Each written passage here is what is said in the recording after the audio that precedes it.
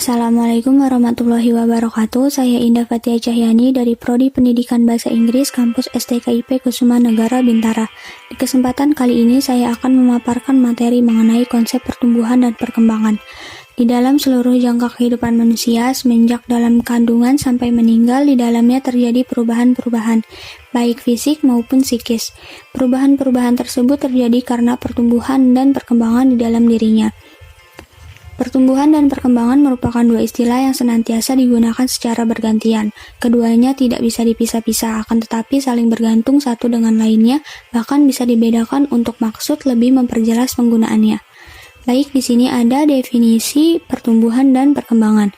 Pertumbuhan adalah perubahan kuantitatif yang menyangkut peningkatan ukuran dan struktur biologis. Hasil pertumbuhan antara lain bertambahnya ukuran kuantitatif badan anak seperti berat, tinggi, dan kekuatannya. Perkembangan adalah proses pematangan dari sel-sel tubuh menuju kedewasaan, dimulai dari kematangan fisik, perubahan kecakapan, emosi, dan pikiran menuju kedewasaan. Perbedaan pertumbuhan dan perkembangan. Yang pertama, pertumbuhan bersifat kuantitatif, sedangkan perkembangan bersifat kualitatif.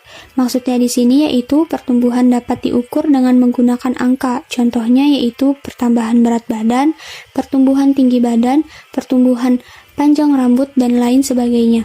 Sedangkan perkembangan berdasarkan sifatnya yang berupa ide maupun kualitas yang menjadi patokan kemampuan seseorang. Contohnya pengujian IQ pada anak dan kemampuan berbahasa asing. Yang kedua, pertumbuhan akan berhenti pada usia tertentu, seperti pertumbuhan tulang ataupun tinggi badan akan berakhir di usia akhir remaja. Sedangkan perkembangan akan berlangsung seumur hidup, seperti cara berpikir seseorang. Yang ketiga, pertumbuhan akan tampak dari luar. Contohnya saat kita membeli sepatu dengan ukuran biasanya, tetapi ternyata sudah tidak muat lagi. Maka itu berarti kaki kita mengalami pertumbuhan, tetapi perkembangan akan berlangsung di dalam individu. Misalnya tes ujian akhir siswa dapat dinilai apakah mengalami peningkatan atau perkembangan, atau tidak sama sekali dalam proses pembelajaran. Yang keempat, pertumbuhan akan bergantung pada perubahan sel, yaitu adanya pertumbuhan berawal dari pembuahan sel antara sel telur dan sel sperma. Ketika terjadi pembuahan, tubuh akan terus-menerus mengalami perubahan ke dewasa, yang dimana jumlah di dalam sel meningkat. Sementara perkembangan akan bergantung pada keikutsertaan organisasi. Perkembangan dapat kita amati dari perubahan keahlian. Contohnya, seorang bayi yang awalnya hanya bisa merangkak, kemudian bisa berjalan. Dari yang bicara belum jelas, kemudian bisa merangkai kalimat. Yang kelima, pertumbuhan akan berfokus pada satu aspek, yaitu melalui peningkatan dalam tubuh seorang anak. Sementara perkembangan akan fokus pada beberapa aspek, yaitu seperti keterampilan interpersonal, emosional, dan intelijensi. Yang keenam, pertumbuhan akan mempengaruhi tampilan fisik. Contohnya perubahan suara, pertumbuhan rambut, perubahan ukuran fisik, dan sebagainya. Sedangkan perkembangan akan mempengaruhi karakter. Misalnya, dari yang sebelumnya manja kemudian menjadi mandiri. Seiring berjalannya waktu, perkembangan karakter akan ditunjukkan dari berbagai perubahan kebiasaan atau sifat. Selanjutnya ada tahapan-tahapan pertumbuhan dan perkembangan manusia.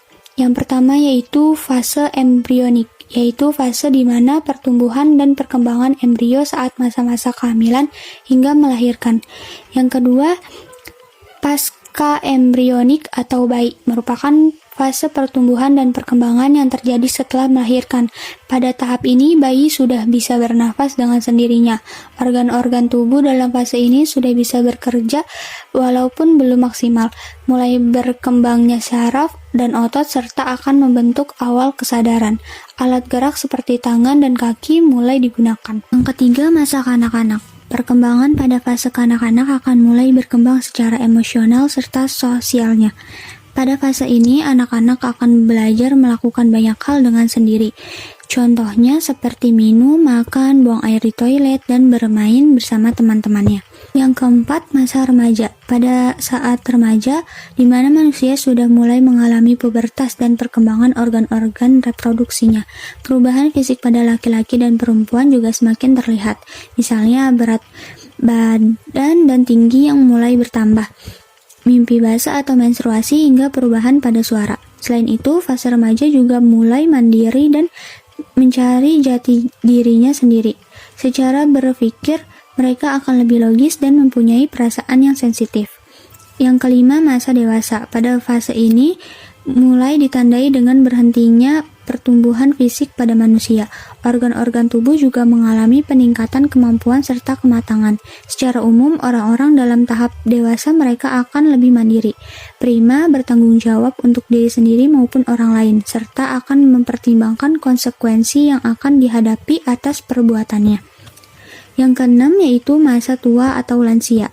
Tahap ini terjadi pada usia 60 tahun ke atas.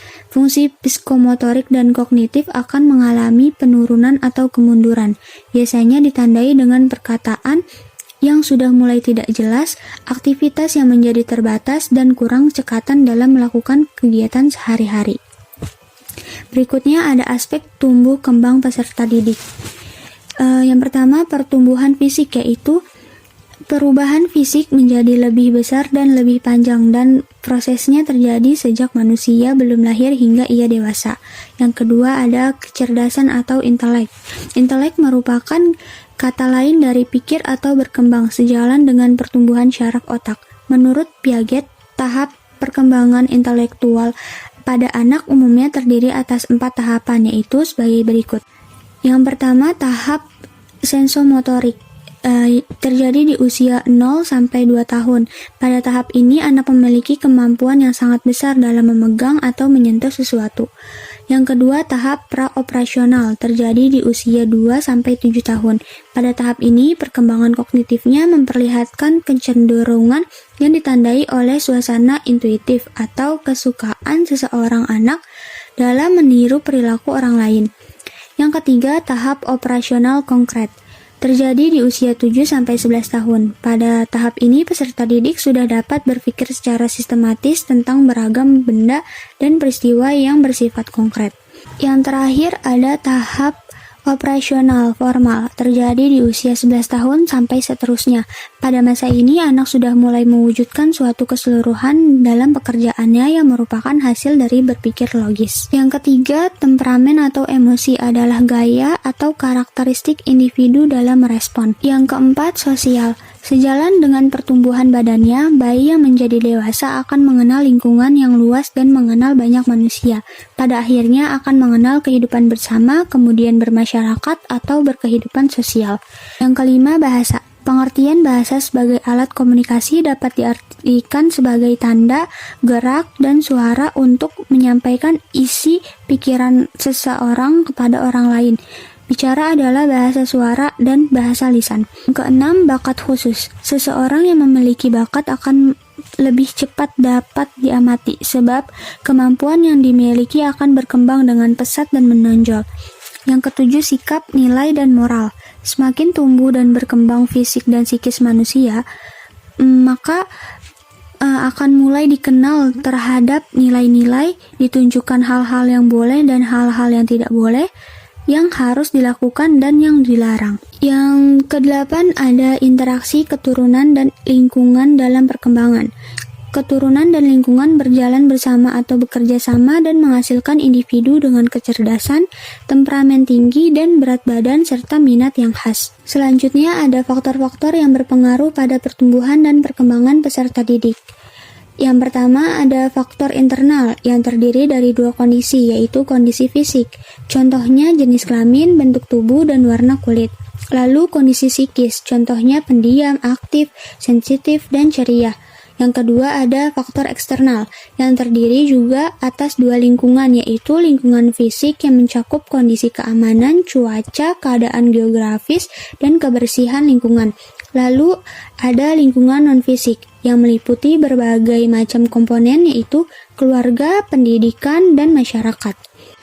Adapun hal-hal yang mendasari pentingnya mengetahui pertumbuhan dan perkembangan peserta didik, yaitu yang pertama, masa perkembangan yang cepat. Perubahan fisik misalnya pada tahun pertama lebih cepat daripada tahun-tahun berikutnya. Hal yang sama terjadi juga pada perubahan yang menyangkut interaksi sosial, perolehan dan penggunaan bahasa, kemampuan mengingat, serta berbagai fungsi lainnya. Yang kedua, pengaruh yang lama. Kebanyakan ahli teori psikologi berpendapat bahwa apa yang terjadi hari ini sangat banyak ditentukan oleh perkembangan kita sebagai anak. Yang ketiga, proses yang kompleks. Misalnya, ialah bahwa kebanyakan orang dapat membuat kalimat yang panjang dan dapat dimengerti oleh orang lain. Manusia mampu berkomunikasi dari cara yang sederhana sampai yang kompleks, karena bahasa yang digunakan mengikuti aturan-aturan tertentu. Tetapi, menentukan apa aturan itu dan bagaimana menggunakannya adalah hal yang sulit. Yang keempat, nilai yang diterapkan. Penelitian tentang tahap awal perkembangan sosial secara relevan berkaitan dengan orang tua tentang perannya dalam kehidupan sehari-hari. Yang kelima dan terakhir yaitu masalah yang menarik. Anak merupakan makhluk yang mengagumkan dan penuh teka-teki, serta menarik untuk dikaji. Kemudahan anak umur 2 tahun untuk mempelajari bahasa ibunya dan kreativitas anak untuk bermain dengan teman-temannya merupakan 2 hal dari karakteristik anak yang sedang berkembang. Jadi, dari penjelasan sebelumnya dapat disimpulkan bahwa pertumbuhan diartikan sebagai suatu penambahan dalam ukuran bentuk, berat, atau ukuran dimensif tubuh serta bagian-bagiannya. Sedangkan perkembangan menunjuk pada perubahan-perubahan dalam bentuk bagian tubuh dan integrasi berbagai bagiannya ke dalam satu kesatuan fungsional bila pertumbuhan itu berlangsung. Intinya bahwa pertumbuhan dapat diukur sedangkan perkembangan hanya dapat dilihat gejala-gejalanya. Sekian presentasi yang dapat saya jelaskan. Wassalamualaikum warahmatullahi wabarakatuh. Terima kasih.